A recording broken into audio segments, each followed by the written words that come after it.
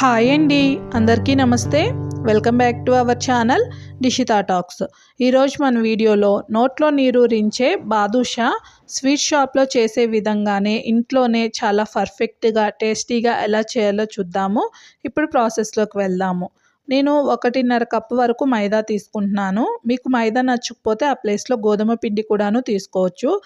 Sweet షాప్లో చేసే విధంగా అన్నాను కాబట్టి మైదానే తీసుకుంటున్నాను. టేస్ట్ కోసం కొంచెం salt, half table spoon baking soda, half table spoon baking powder వేసుకోండి. బేకింగ్ పౌడర్ మీ దగ్గర లేకపోతే ఆ ప్లేస్లో బేకింగ్ సోడాని కొంచెం ఎక్కువగా వేసుకొని పిండిని కలుపుకుందాము.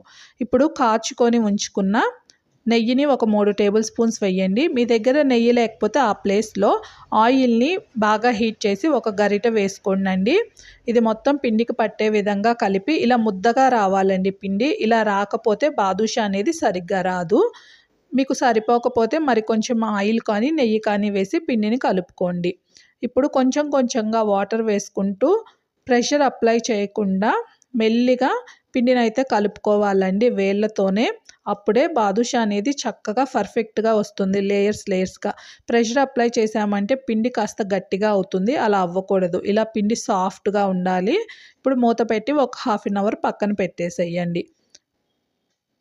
ప్యాన్ పెట్టేసేసుకొని 1.5 కప్పు వరకు షుగరు, 1 కప్పు వాటర్ వేసేసుకొని షుగర్ని అయితే ఇలా కరిగించుకుందామండి. పాకం రావాల్సిన పని లేదు.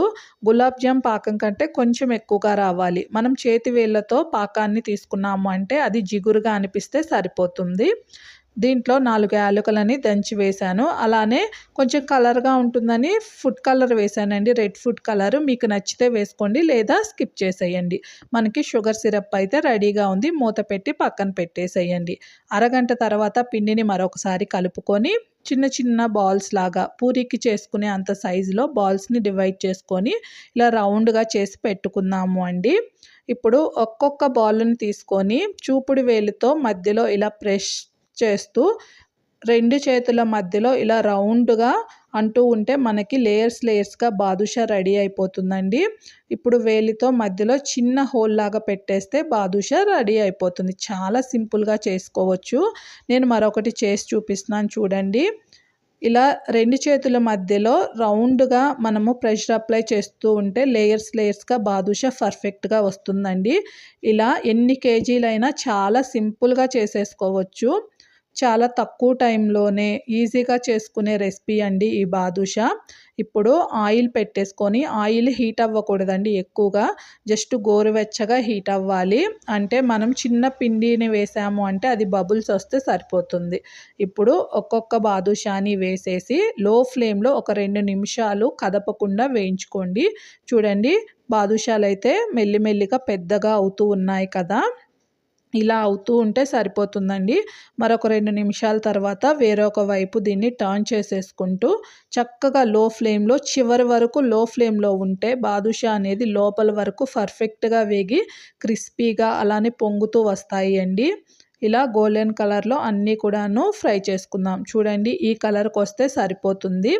ఆయిల్ నుంచి తీయగానే మరి కాస్త కలర్ అనేది డార్క్ అవుతుంది. చూడండి, పర్ఫెక్ట్గా లేయర్స్గా అయితే బాదుషా వచ్చేసింది కదా. ఇప్పుడు ఆయిల్ బాగా హీట్ ఎక్కుంటుంది కదా, స్టవ్ ఆఫ్ చేసుకొని మరొకసారి గోరువెచ్చగా ఆయిల్ని హీట్ చేసుకున్నాము.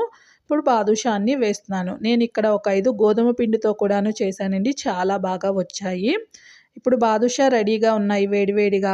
మనకి షుగర్ సిరప్ కూడాను వేడిగా ఉండాలండి. 2 వేడిగా ఉంటే మాత్రమే ఈ బాదుషా అనేది షుగర్ సిరప్ని చక్కగా పీల్చుకొని లోన వరకు జ్యూసీగా వస్తుందండి.